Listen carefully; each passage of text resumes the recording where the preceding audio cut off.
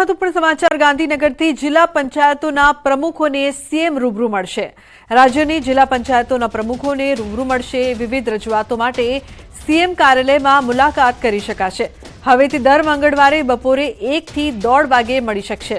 જિલ્લા પંચાયતના પ્રમુખો મુખ્યમંત્રી કાર્યાલયમાં મુલાકાત માટે મળી શકશે। આગામી સ્થાનિક સ્વરાજની ચૂંટણીઓ પહેલા સીએમએ ખુદ લીધી ચૂંટણીઓની આગેવાની। તો સીએમ ભૂપેન્દ્ર પટેલ જિલ્લા પંચાયતોના પ્રમુખોની રજૂઆતો માટે રૂબરૂ મળશે।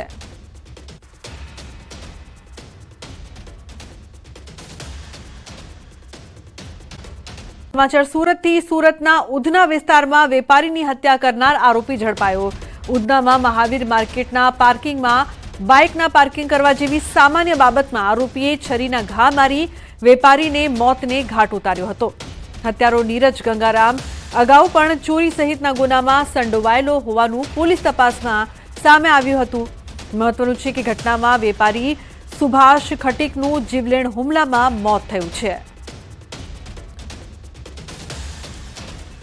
એ ત્યારે પોતે બાઇક લઈને જ્યારે પોતાના કોમ્પ્લેક્સમાં આવે છે ત્યારે જે આરોપી છે એના સાથે એની કોઈક પાર્કિંગ બાબતે બોલાચાલી થાય છે અને આ બોલાચાલી દરમિયાન જે આરોપી છે એ ભોગ બનનારને પોતાના પાસે રહેલું ચપ્પુ એ એક ઘા મારી અને એમને ઊંડો ઘા પહોંચાડે છે અને એ ઊંડા ઘાને કારણે ભોગ બનનારનું મૃત્યુ થાય છે। પોલીસે આરોપી જેનું નામ નીરજ ગંગાસાગર કરીને છે। મહત્વપૂર્ણ સમાચારની જો વાત કરીએ તો દીવમાં સસ્પેન્ડેડ પોલીસ કર્મી પર છેડતીનો આરોપ। સસ્પેન્ડેડ પોલીસ કર્મી સહિત 3 લોકો સામે છેડતીનો આરોપ। માંડવી ચેકપોસ્ટ નજીક મોપેડ ચાલક યુવતીની છેડતીનો આરોપ છે। સસ્પેન્ડેડ પોલીસ કર્મીને લોકોએ પકડીને પોલીસ હવાલે કર્યો। અન્ય 2 ફરાર શખ્સોની શોધખોળ શરૂ કરવામાં આવી છે। આરોપીઓ પાસે કાર હતી અને પીડિત મોપેડ સવાર હતી। પીછો કરીને છેડતી કરાયાનો યુવતીએ આરોપ લગાવ્યો છે।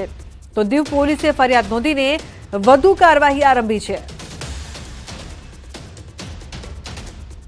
બીજી તરફ સુરતમાંથી અસામાજિક તત્વોએ હદ હવે વટાવી દીધી છે। જાહેરમાં યુવતીઓની છેડતીના બનાવ સામે આવી રહ્યા છે। સુરતના ઉધનામાં સોસાયટીમાં જાહેરમાં છેડતી એક હેવાનની હરકત સીસીટીવીમાં કેદ થઈ હતી। અંજના સ્થિત અમન સોસાયટીમાં બન્યો હતો આ સમગ્ર બનાવ। રસ્તે જતી યુવતીઓની યુવકે કરી જાહેરમાં છેડતી। બાઇક પાસે ઉભેલી યુવતીની પણ છેડતી કરવામાં આવી। તો નરાધમ યુવકની હરકતોથી યુવતીઓ બચીને ભાગી હતી। સોસાયટીના પ્રમુખે ઉધના પોલીસ સ્ટેશનમાં લેખિતમાં અરજી કરી છે। અસામાજિક તત્વો સામે પગલાં લેવાની પણ માંગ કરી છે। હાલ પોલીસે સીસીટીવીના આધારે તપાસ શરૂ કરી છે।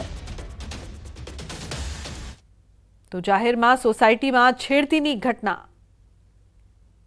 हम अलग अलग सीसीटीवी फॉलो करके उसका पीछा कर रहे हैं और जल्द से जल्द आरोपी पकड़ा जाए इस तरह की कार्यवाही पुलिस कर रही है। इस घटना में जो विक्टिम है उनके पेरेंट्स को भी पुलिस ने कांटेक्ट किया है और जो सोसाइटी के प्रमुख हैं जो चेयरमैन है उनका भी पुलिस ने कांटेक्ट किया है और वो भी अपनी जो कानूनी तौर पे जो प्रक्रिया है उसमें हमको सपोर्ट करें। तो सूरत में असामाजिक तत्वों तो बेफाम बनी रहा है, परंतु महिलाओं केटली सुरक्षित असामाजिक तत्वों ने केम पोलीसनो डर નથી સુરતમાં તે મોટો સવાલ અહીં ઉપસ્થિત થઈ રહ્યો છે। જાહેરમાં યુવતીની છેડતી કરવામાં આવી, આવારા તત્વો કેમ બેફામ બન્યા છે તે સવાલ પણ સુરત પોલીસને લોકો પૂછી રહ્યા છે। આરોપીઓના સરઘસ કાઢવા છતાં ડરનો માહોલ નથી એ વાત અહીં સ્પષ્ટપણે સીસીટીવીમાં જોવા મળી રહી છે।